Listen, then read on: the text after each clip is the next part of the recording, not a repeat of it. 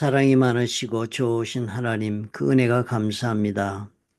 우리 주 예수 그리스도께서 십자가에 달리신 그날의 그 장면을 우리가 생생하게 다시 아버지여 성경을 통하여 알게 하시며 우리 주님이 걸어가신 고난의 길을 우리가 기억하고 또 주님 앞에 새로워질 수 있는 아버지 기회를 주시니 감사합니다. 이 부활의 계절에 우리의 영혼도 다시 한번 새로워지도록 주님 축복해 주옵소서. 예수님 이름으로 기도합니다. 아멘. 4월 17일 누가복음 23장 34절부터 43절의 말씀입니다. 오늘의 말씀은 십자가에 달리신 예수 그리스도의 그 모습을 아주 적나라하게 그렇게 적었습니다. 마치도 신문 기자가 눈앞에 일어난 사건의 현장을 그대로 옮겨 적듯이 그렇게 상세하게 적은 것으로 보여집니다. 예수께서 이르시되 아버지 저들을 사하여 주옵소서 자기들이 하는 것을 알지 못함이니이다 하시더라. 그들이 그의 옷을 나눠 제비 뽑을세 그랬습니다. 십자가에 벌거벗고 이제 매달리셨으니까 주님이 옷을 벗어놓은 것을 로마 병정들이 제비를 뽑았다고 그랬습니다. 본래 이 십자가에 사형당하는 사람들의 옷이 그게 그 시절에 우리는 헌옷 정도로 생각하지만 그렇지 않습니다. 예수님의 그 옷이 겉옷이나 이런 옷들은 다 그 당시 사람들은 다 경제적인 그때 수준이 낮았으니까 옷 한 벌 해입기가 어렵습니다. 평생 뭐 한 벌, 두 벌 이렇게 겉으로 거치는 옷을 입고 사는 것이 정상적이었죠. 그러니까 그 옷이 대단히 가치가 있었습니다. 그러니까 그 옷을 로마 병정들이 이제 죄수들이 죽으니까 그 제 형을 집행한 병정들이 누가 가질까 그래서 본래 그 옷을 나누어서 가진다고 그럽니다. 그래서 그 천이 귀할 때니까 천을 찢어서 서로 나누어 가지는데 예수님의 이때는 이 예수님의 옷이 통옷이라고 그랬습니다. 뭐 이은 옷이 아니고 그냥 하나로 짠 옷이었다고 그렇게 학자들이 얘기를 합니다. 그렇기 때문에 이 로마 병정들이 찢질 않고 찢으면 그것도 다 망가지니까 이제는 우리가 관례와 다르게 우리 중에 누가 하나가 다 가져가자. 제비를 뽑아서 당첨되는 사람이 이걸 그냥 그대로 가져가자. 찢지 말자. 그렇게 해서 예외적으로 그렇게 제비를 뽑아서 그 옷을 가져가기로 했다는 장면입니다. 그리고 참 놀라운 것은요, 이게 보통 십자가형의 관리는 아니었습니다. 옷을 다 서로 찢어서 나누어 가져가는 것이 원칙이었습니다. 그런데 그렇게 된 것을 보니까 참 이렇게 이상한 일이 일어난 것은 시편 22편에 기록된 그 하나님의 예언의 말씀에 대한 성취라고 보여지는 구절이다 하는 것입니다. 시편 22편에는 다윗이 고난 가운데 참 그 사망의 길의 골짜기에 빠진 자기 그 삶 속에서 하나님 앞에 부르짖어 기도한 그 기도가 적혀 있습니다. 여러분 꼭 시편 22편을 한번 읽어보시기 바랍니다. 이 고난의 주에 대한 그 다윗의 고백이 이미 예언되어 있는 그런 시편이라 그 시작부터 시편 22편의 1절은 그렇게 시작합니다. 내 하나님이여 내 하나님이여 어찌 나를 버리셨나이까. 여러분 기억나시죠? 주님이 십자가에서 엘리 엘리 라마 사박타니라고 주님 부르짖고 숨을 거두셨잖아요. 그러면서 부르짖은 다음에 다 이루셨다 하고 숨을 거두셨거든요. 그때 그 하신 말씀이 엘리 엘리 라마 사박다니가 내 하나님이여 내 하나님이 어찌 나를 버리셨나이까. 인간의 몸을 지고 오신 예수님께서 인간으로서 우리의 모든 죄를 다 등에 걸머지고 절망 가운데 그렇게 목숨을 거두실 때 부르짖은 그 절규였습니다. 그러니까 인간으로서 하나님 앞에서 고백하신 그런 외침이었습니다. 그것이 그렇게 기록된 것이 22편인데요. 그 22편의 내용 중에 18편에 보면 그런 구절이 나옵니다. 내 겉옷을 나누며 속옷을 제비 뽑나이다. 이렇게 제비를 뽑아서 가져가는 특별한 이게 일상적인 일이 아니기 때문에 더 놀라운 것입니다. 그런데 그것이 예언되어 있고 또 그것이 성취된 그 장면이니까 이미 하나님께서 이 모든 과정을 통해 우리가 이분이 과연 하나님이 이 땅에 보내신 메시아라는 걸 알 수 있는 증거들을 곳곳에서 죽음의 순간까지도 하나님의 계획 가운데 진행된 것을 우리가 봅니다. 소름 끼칠 정도로 정확하게 하나님이 집행하고 계신 것입니다. 그랬더니 여전히 그 왕으로 이렇게 그렇게 유대인이 왕이라고 해서 사실 그 죽임을 당한 것이잖아요. 그죠? 로마의 황제에 반역하는 죄목이 된다. 그래서 로마에서 그 빌라도가 내어준 것입니다. 처형하라고. 그렇게 해서 잡혔으니까 빌라도가 좀 놀랍게도요. 죄표를 써붙입니다. 십자가에 달리신 예수님의 죄표를 써붙이는데 그 죄표를 유대인의 왕이라고 그렇게 표를 써붙였습니다. 분명히 빌라도는 속으로 그렇게 생각했던 모양이죠. 그죠? 이 사람이 유대인의 왕이다. 그렇게 생각이 들었으니까 죄표를 그렇게 써붙였는데 요한복음에 보면 자세히 적혀 있습니다. 제사장들이 이렇게 죄표를 써붙이지 말라고 강력히 항의를 했습니다.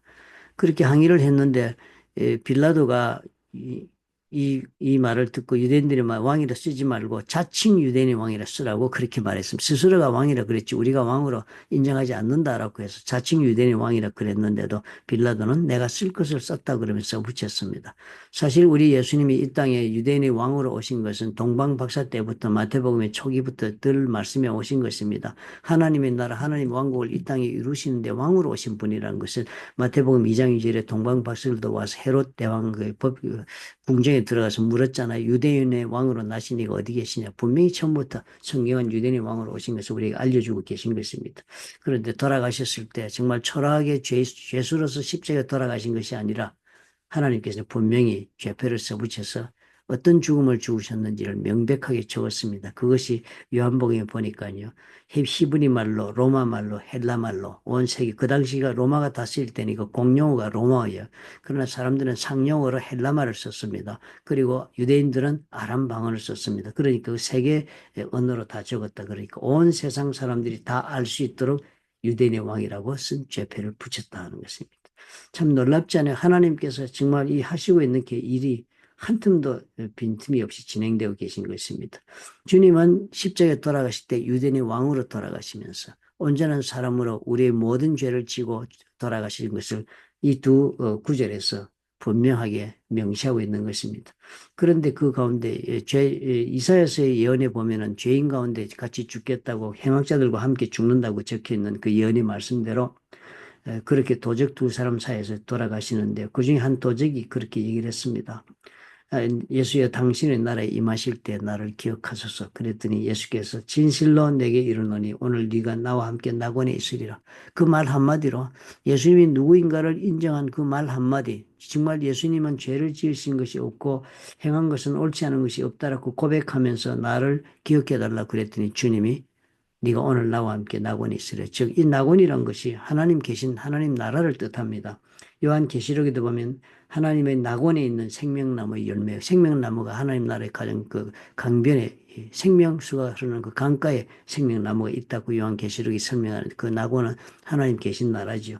고린도후서 12장에도 보면 사도 바울이 삼층천으로 끌려 올라간 자기의 체험, 즉 하나님 나라를 다녀온 체험을 적은 글에서 그가 낙원으로 이끌려가서 말로 표현할 수 없는 말을 들었다. 사람이 가히 이르지 못할 말이다. 그래서 그 낙원도 하나님 나라를 뜻하는 그런 낙원입니다.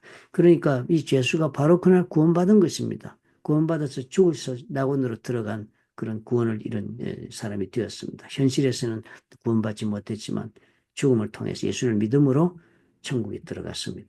이 사건을 보면서 예수님은 어떻게 이 땅에 분명히 하나님이 계획하신 분으로 오신 증거가 분명한 그런 사건을 오늘 우리에게 보여줍니다. 그리고는 그런 예수를 믿은 사람은 그 죄수처럼 단지 믿음 하나만으로 예수를 믿음으로 오직 믿음으로 구원받은 것을 우리에게 보여줍니다. 오늘 우리가 이 부활의 계절을 살면서 우리 주님은 이렇게 오셨는데요.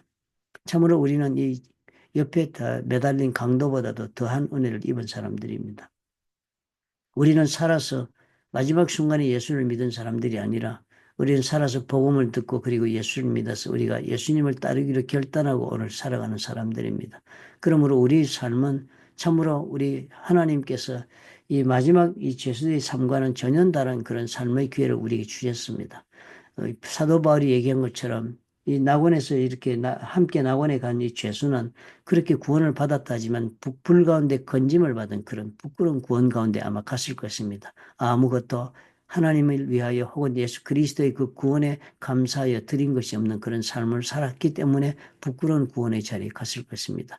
그러나 우리는 하나님께서 우리에게 삶의 기회를 주신 것은 예수께서 이 땅에 우리를 내보내셔서 참으로 우리 주님께서 이 땅에 오셔서 하시던 일을 우리도 대신하여서 우리 삶의 기회 동안에 행하고 하나님 앞에 우리가 참으로 드릴 것이 있는 우리 하나님 앞에 인정받을 것이 있는 삶을 살다가 오라고 삶의 기회를 주신 것을 우리가 감사함으로 받고 우리 삶을 오늘 살 수 있도록 해야 되겠습니다. 우리가 이 땅에 사는 기간은 그냥 우리가 우리 삶의 기쁨과 우리 생의 만족을 위해 살려고 보낸 것이 아니라 하나님의 뜻을 이루는 일에 삶을 쓰고 그래서 이 다음 천국에서 주님을 배울 때 우리가 주님 앞에 참으로 드릴 것이 있는 그런 삶을 살고 오라고 삶의 기회를 주신 것으로 알고 오늘 우리가 의미 있는 삶, 주님이 당부하신 삶을 살 수 있도록 노력했으면 좋겠다 하는 생각이 듭니다. 좋으신 아버지 감사합니다. 참으로 강도 주님께서 십자가에 달리실 때 그 옆에 매달린 강도가 낙원에 들어가는 구원을 얻은 것처럼 우리가 그렇게 천국을 갈 것이 아니라 이 땅에 우리가 보냄을 받은 동안에 하나님 기뻐하시는 우리 삶을 통하여 드릴 것이 많은 삶을 살다가 천국 갈 수 있도록 주님 축복해 주옵소서.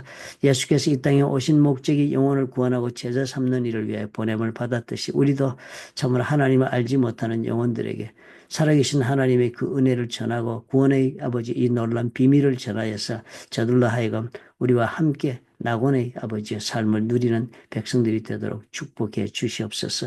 우리에게 이런 귀한 사명을 맡겼으니 기쁨으로 또 아버지 앞에 사명감을 가지고 감당할 수 있도록 도와주옵소서. 예수님 이름으로 기도합니다. 아멘.